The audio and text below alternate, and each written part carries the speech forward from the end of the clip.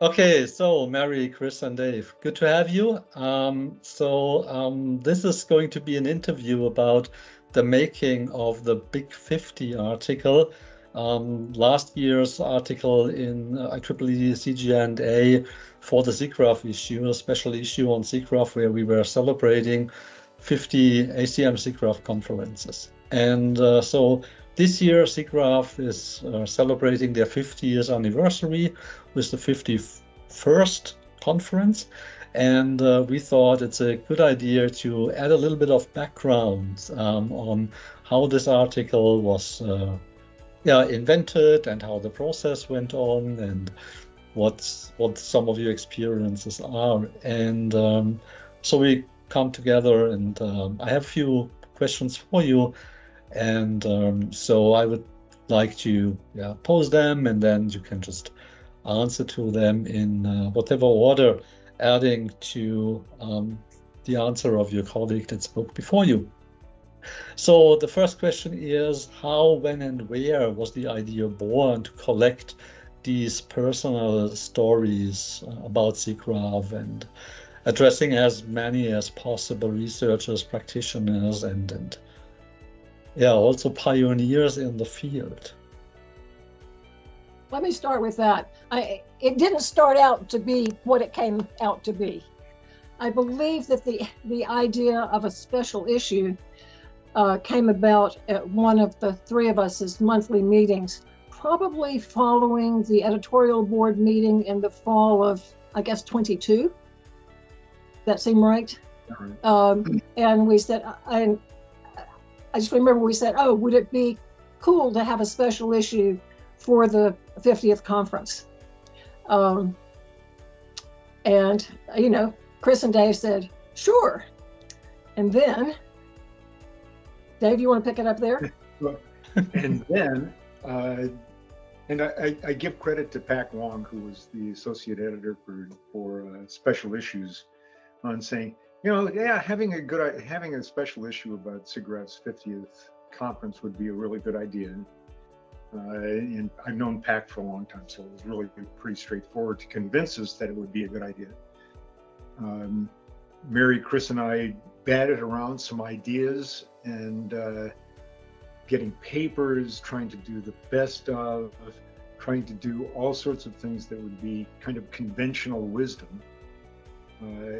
And I think towards the early fall of 22, panic started setting in because we had no idea what we were going to do.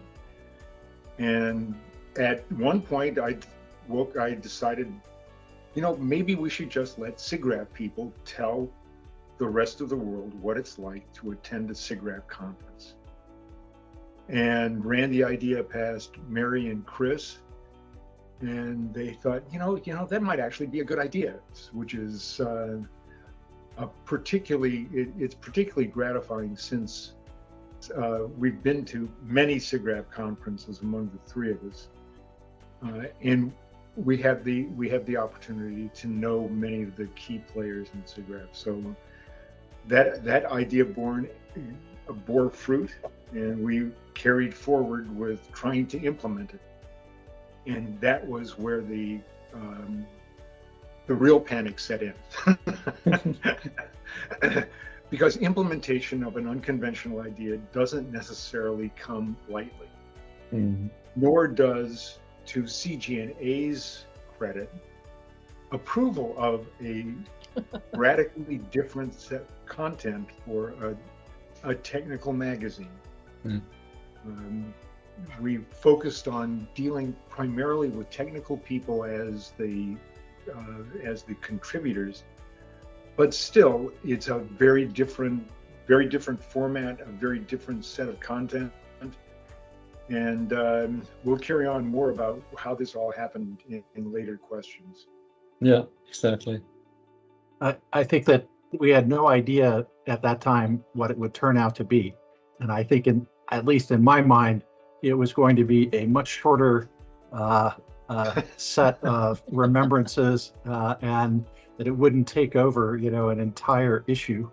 And so I think that we had lots of questions about, how many of these we could get. How are we going to choose the ones that came in? So there was lots and lots of discussion on that, and then it at some point, it kind of started to take on a life of its own because of the number of responses that we received.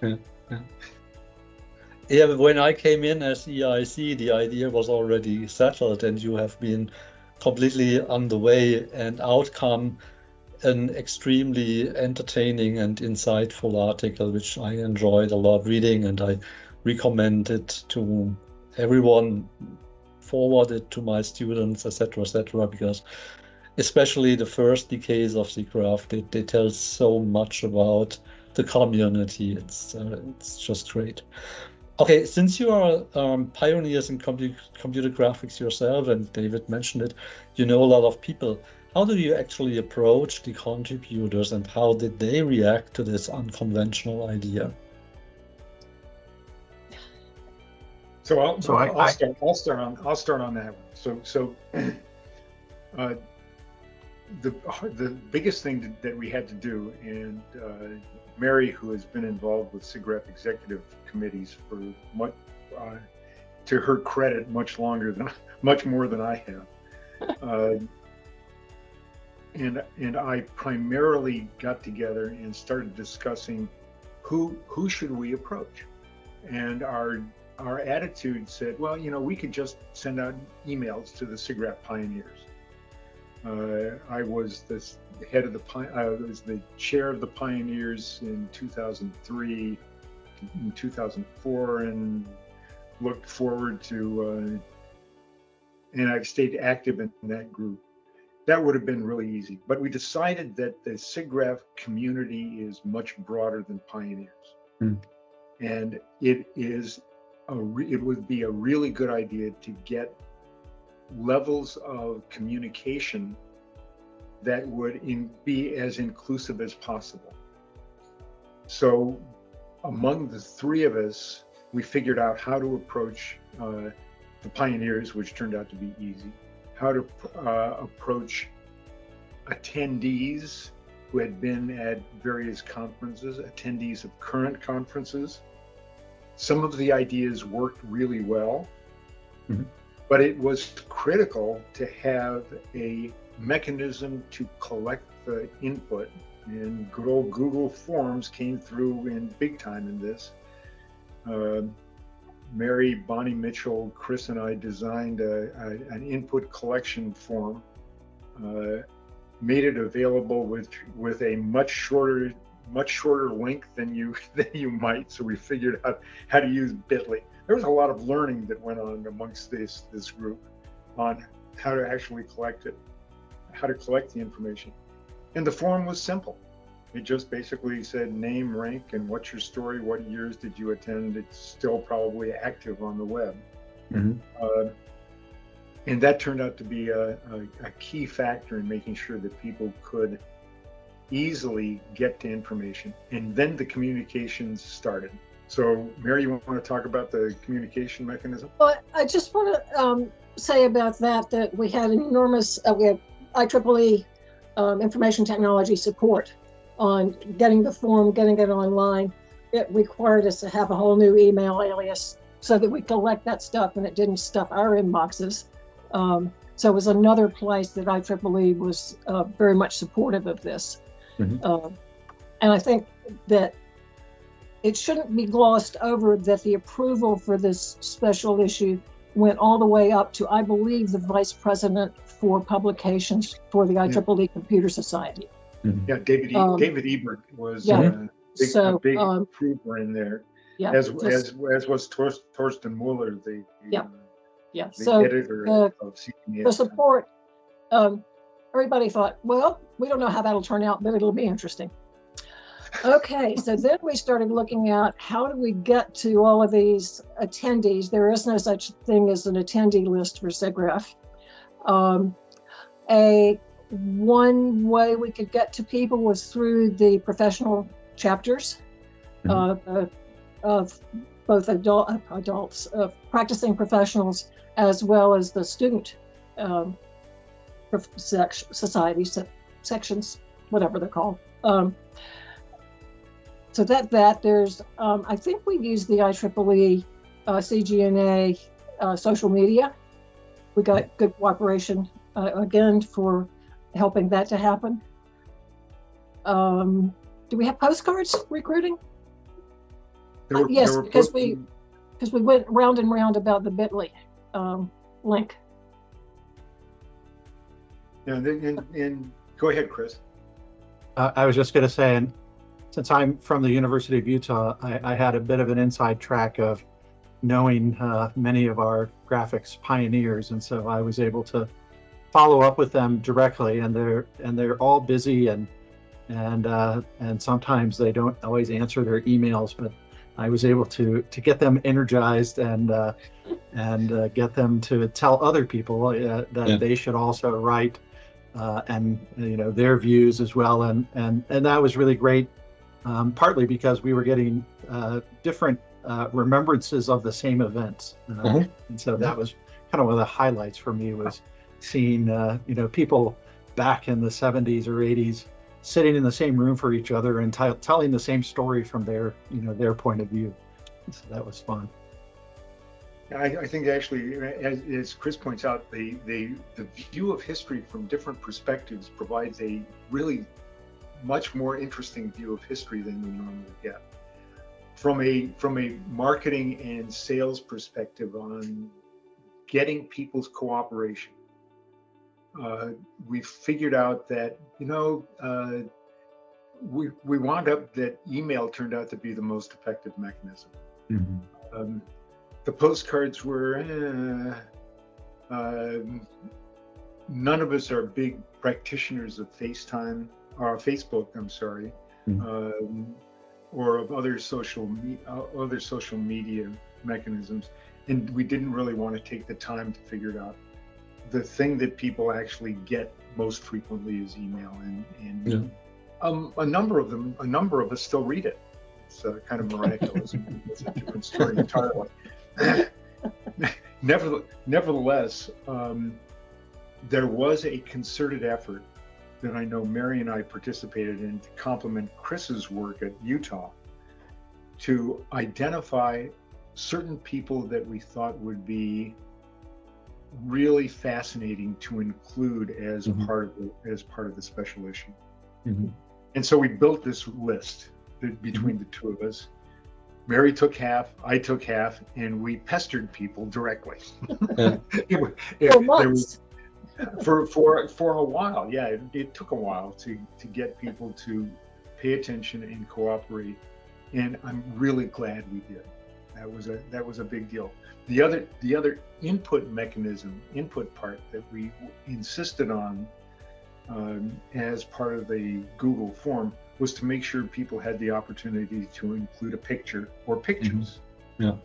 And fortunately, that turned out much better than we possibly could have imagined. Because without pictures, the article, especially in a graphics magazine, exactly. It would have been far less effective without any images at all. And people had stuff to contribute.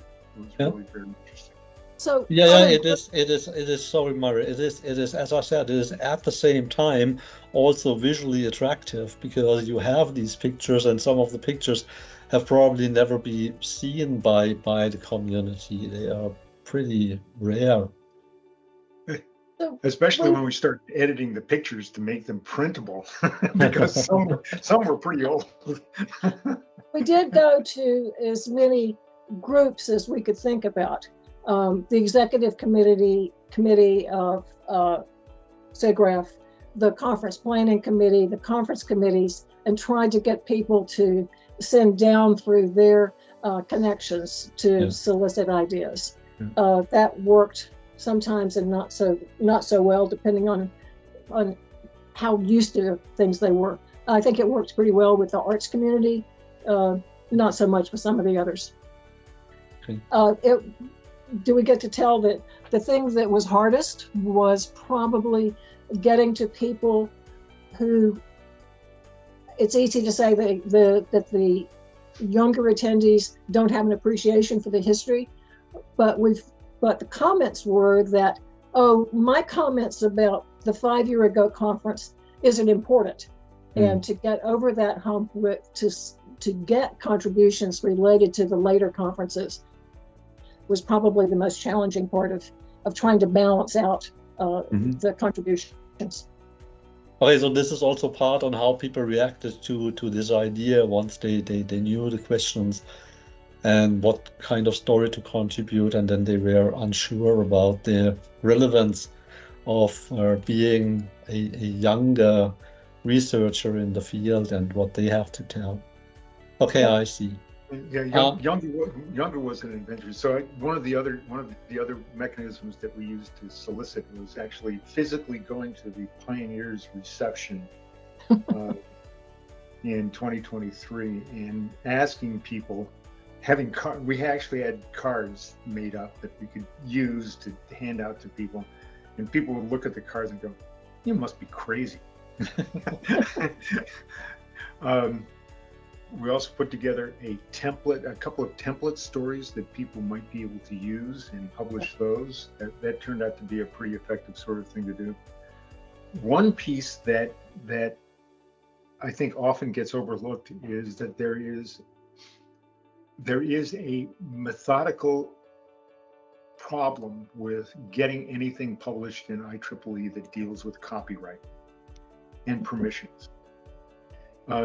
Just keeping track of all that stuff is not something that IEEE has in volume, right? You can handle it for a half dozen articles or so, but we're talking about 150 different people who are trying to provide input. So Mary in particular was really valuable in making sure that IEEE provided a copyright form that could be signed, attached to an email, and then a lovely lady who works for Torsten Muller in Vienna, Charlotte Zott, right, Mary? Am I remembering her name correctly? So Charlotte was terrific. She jumped in with both feet, a couple of hands, and tracked all of the copyright receipts for us. So knowing my organizational skills, we still would be looking for copyrights. And God love Charlotte. And she bugged people and got the copyrights in. Go ahead, Mary. Go ahead. These are the copyrights for their stories. So it's not for the pictures. This is just for the stories themselves. So that they retained copyright on that material. IEEE had right to use, but the ownership stayed with the author. Yeah, sure. And then Mary, for the pictures, you had to run a similar cycle too. Yep. Don't get me started. Yeah. Maybe time for the next question then. Yeah, no, Mary's hair used to be really dark black until she started doing the copyright. Well, I think that, I don't know where you want to talk about it, but your shirt, which is a copy of the cover, Andres, is a selection of covers from the 50 years of proceedings. And it turns out that ACM does not hold those copyrights. The originator of the pictures hold the copyright. Sometimes, and sometimes the people they worked for. I didn't think I would ever get that sorted out. I needed Charlotte. That was of my jobs the hardest. But your cover people were great help. Another place that the support of the CG&A board made a real difference to this was helping get the cover decided. Okay, Absolutely. great. Absolutely. Yeah, that's kind of, so I thought when we go to SIGGRAPH, we probably print a couple of shirts with these covers to kind of get the connection to this special issue when we walk around. And I was actually asked by some of the people where they can buy these shirts instead of the SIGGRAPH shirts. Okay, so let's continue with the next question. At the end, the article came out close to 70 pages long, and so how many stories did you receive, and did you take all of them on board, and what was the process for selecting in case you selected and ordering, and when everything was done, was there any kind of disappointments involved in that process? There are 221 or something, Dave? Something like that. I gave up counting a long time ago on that particular thing. Fundamentally, we had the content was so good that we decided, let's not try to judge what's best, what's not best, what should be included, what shouldn't be included. And we just decided to format and organize the entire set of all the content we received. From my perspective, that turned out to have some less content. There were a few stories that may not have had a huge amount of content, but they still provided a reflection of how people felt about attending this crazy conference. You know, it started in 1974 as you obviously get when you had a conference that had its 50th in 2023. I started attending SIGGRAPH in 1974. And for some strange reason, I have not missed any of the North American conferences. So I'm kind of the guy I'm the last person standing. So I guess I get the bottle of wine or whatever whatever you get at the end of a last person standing. Mary, when did you start? 1977. So San Jose. So have you missed any since? Oh yes, I missed some in the aughts. My funding agency had its annual meeting of the PIs in SIGGRAPH week for 4 years running. How about you, Chris? So I wasn't around until I guess it was probably the mid 1990s. So that I'm slightly younger than you guys are, but it was. Just, don't rub it in. So I was there in the early to mid 1990s. So Chris, anyway, go ahead, Mary. I'm sorry. Was that when visualization started being more important? And did that bring you? This is I think topic. I think that you know, I'm mostly a visualization person, and in the beginning, SIGGRAPH, or at least there was a time when SIGGRAPH really embraced and had some of the fundamental papers in visualization, such as, you know, Bell Lorenzen's Marching Cubes, isosurface extraction, and the volume rendering papers and things like that. And then as visualization became its own thing and had its own conferences, you know, I think it was they kind of split and parted ways in that, you know, the way that things moved forward. But yeah, for a while, SIGGRAPH was a great place to publish cutting edge visualization as well. Yeah, disappointments. So disappointments may be the representation of stories from the more recent conferences. We have a few stories, I think, from vendors, not so many. That would have been a perspective, but that was not a perspective we were trying to get for this set of recollections. Yeah, we I did. think Go ahead, Chris. I was just going to say, I think the only disappointments or main disappointments that I heard were some from people who, after they saw it published, wish they had submitted their story, because they also had a great story in it. I wish it had been in there. And so there were some disappointed people that they hadn't gotten their story into the issue. We actually opened the possibility to add stories to our LinkedIn channel. We haven't received too many, as far as I know. Yeah, so maybe then at that point in time, momentum was a little bit lost, but we can try and push that again this year. Sure. And I'm really pleased that we were able to get as much coverage of the various aspects of the conference as we did. when people ask me why I go to summer camp, why I've gone to the same summer camp for the last 50, and it will be 51 years this year. You never know what's going to happen. It's like a 10-ring circus. There's something invariably different about each conference, and there are also the people that you just get to see by happenstance wandering through the halls. You can always second guess yourself and say, I would have liked to have more of X, or less of X. On balance, and having gone through the text multiple times, we got a whole lot more coverage on the breadth of SIGGRAPH over the years than I ever would have expected. There were a lot of reactions that attendees especially had that I would not known about, without going through, without all the coverage.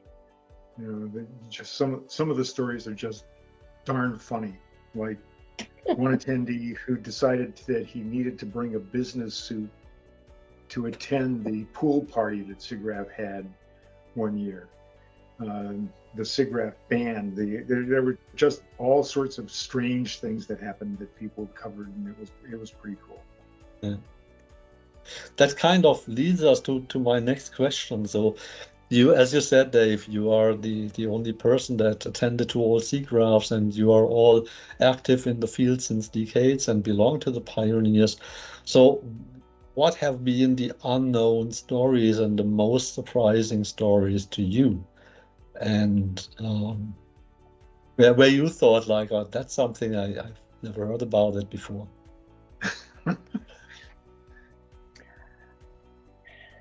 So SIGGRAPH is also somewhat known for its parties. Yes. You got to say, I did not really have much, and I'm not one of the party people by any stretch of the imagination. The Bruce and Carmi music parties that happened from like midnight till 5 a.m. were certainly something that I didn't know about, nor did I attend. That was a big deal. I think the reaction to some of the early work when people who have become luminaries in the field got together and talked to one another to get the entire field going. Turner Whitted and Lauren Carpenter working through shading algorithms and things of that nature. You just found there were opportunities to get people together that I didn't really expect and didn't know about. And sometimes I've also learned from these stories that people really created new ideas together and motivated to work together on certain topics, and they kind of build co-authorship during one SIGGRAPH to publish something next time, etc., etc. So I'll tell you, ironically, this is about the issue, but it's not in the issue per se. In 2023 at the conference in Los Angeles, Bonnie Mitchell put together a time tunnel, and had a special showing of the time tunnel for people who were pioneers in the field. Andre, I'm quite sure you were there. Yeah, it was impressive. I think one of the most unique experiences I've ever had at any conference, anywhere, was seeing people who had stories in this issue standing around signing copies of their story for other people to take with them. Yeah. So I have my autographed version of the SIGGRAPH, of the special issue, the special issue, that's signed by many of the people who wrote stories in it. It was hysterical. It was gratifying and hysterical at the same time. See, it's like, I need a pen. Can you? I don't have a pen. It was really fun. And I'm planning to take my autograph copy back with me this year and collect some more. Some more. Yeah, that was a pretty ad hoc idea at last SIGGRAPH to try and run this signature session, and Ed helped us to get the pioneers together to sign copies. Yeah. One of the I guess surprising and funniest ones that I remember was Ken Perlin's description of seeing Linda Ronstadt in the elevator, and he was a big fan, and mentioned that, said he was a big fan and could get an autograph, etc. And then he gets out and somebody says, "So, do you know who that was in the elevator?" And he's like, "Yeah, Linda Ronstadt." And the person said, "No, I mean George Lucas." And so he was like, he had no idea. Anyway, there were some really good ones in there. And it was fun for really old, and they're kind of a small community of friends, but the Trey racing video that was mentioned in Jim Cagias, that a couple of people, after parties where there was adult beverages, got serving trays and slid down the stairs in the lobby of a particular hotel. We were younger and crazier. I think it's we did kind of parcel up work. Chris did all the final copy editing, I think, and proofreading. Dave collected the stories and did the first round of editing, and did the yeoman's work on getting the material into the IEEE magazine format.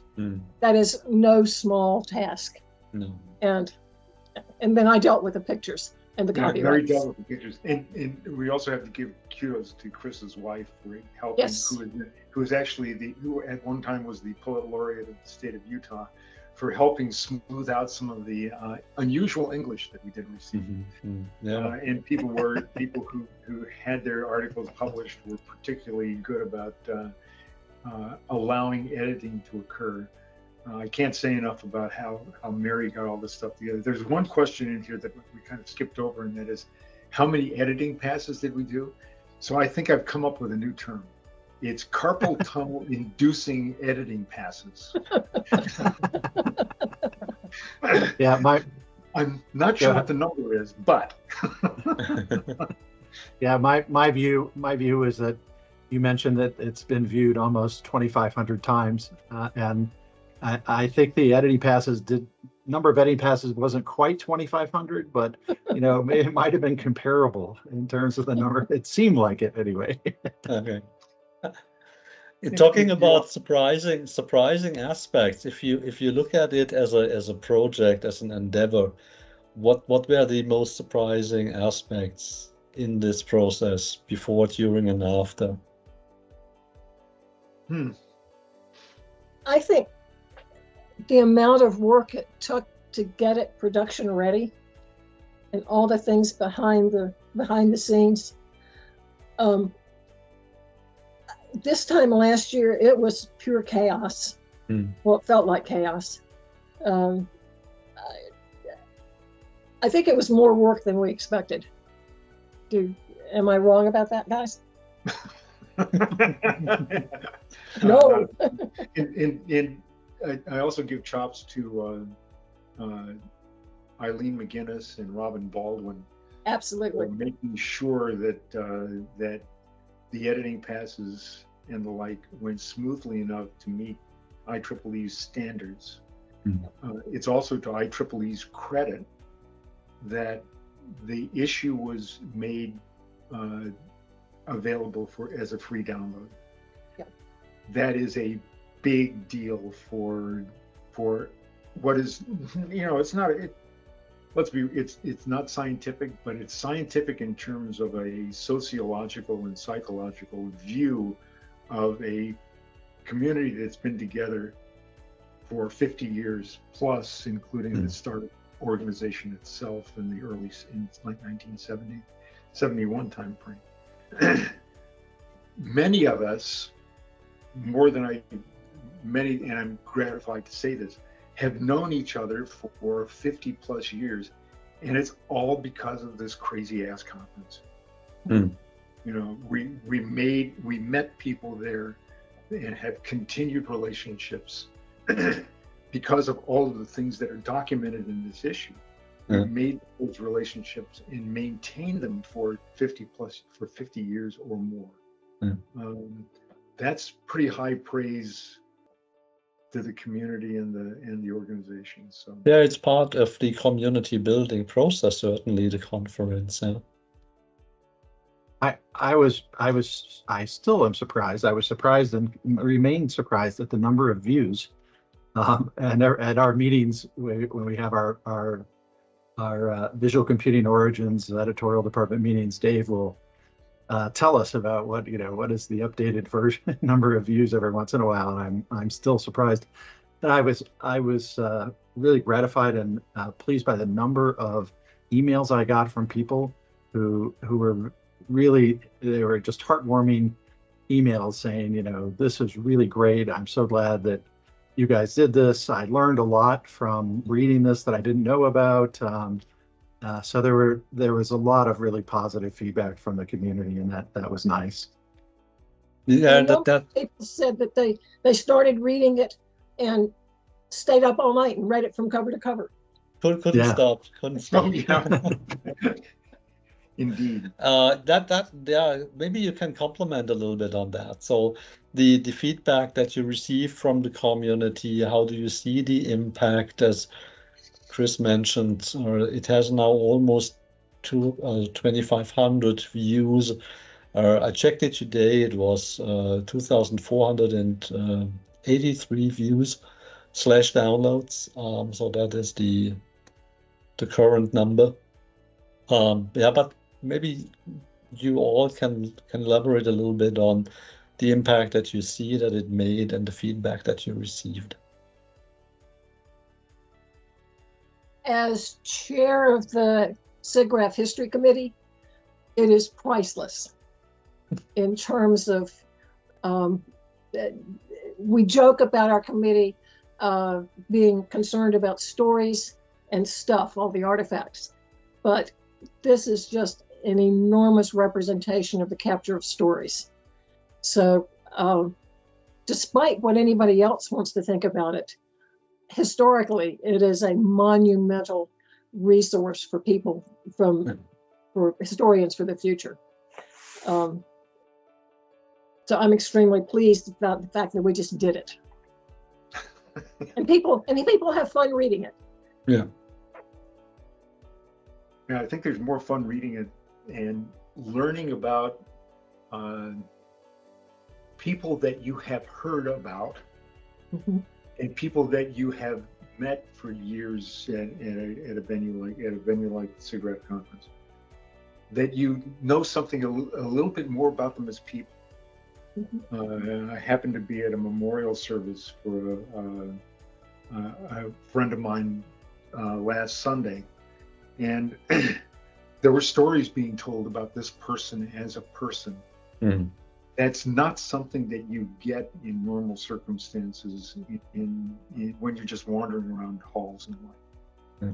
And one of the attendees said, I learned more about this guy today than I had in the 15 previous years that I knew him. Mm. And I think that's an important contribution, as Mary said, about the personal stories that people had about what impressed them.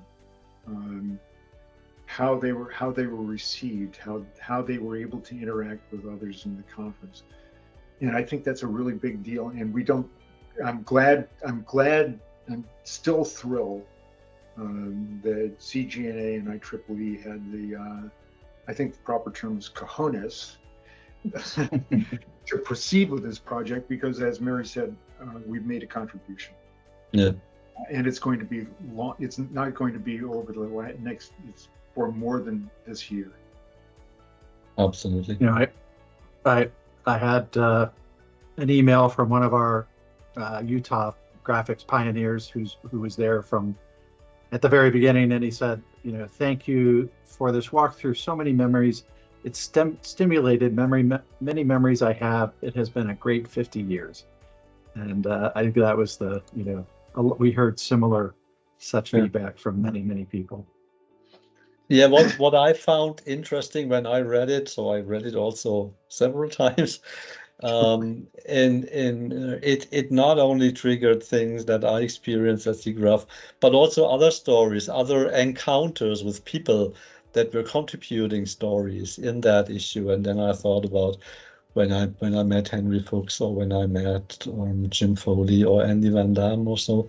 And then I put those small stories in my editorial, and yeah, funnily, then Jim Foley came to me at the SIGGRAPH Pioneer session, and kind of, yeah, commented and appreciated how I spoke about him in my editorial, and I was absolutely pleased and honored, and was really great experience.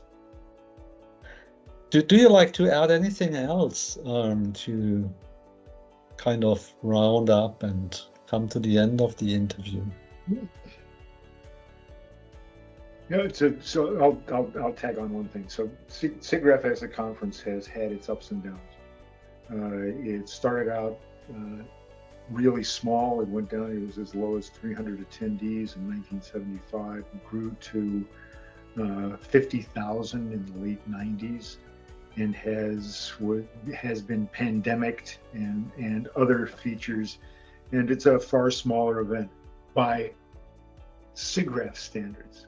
It's still 15,000 roughly attendees. That by ACM standards and IEEE standards, I'd argue, is a very large conference. It has remained vital in spite of all of the changes that have happened in the field.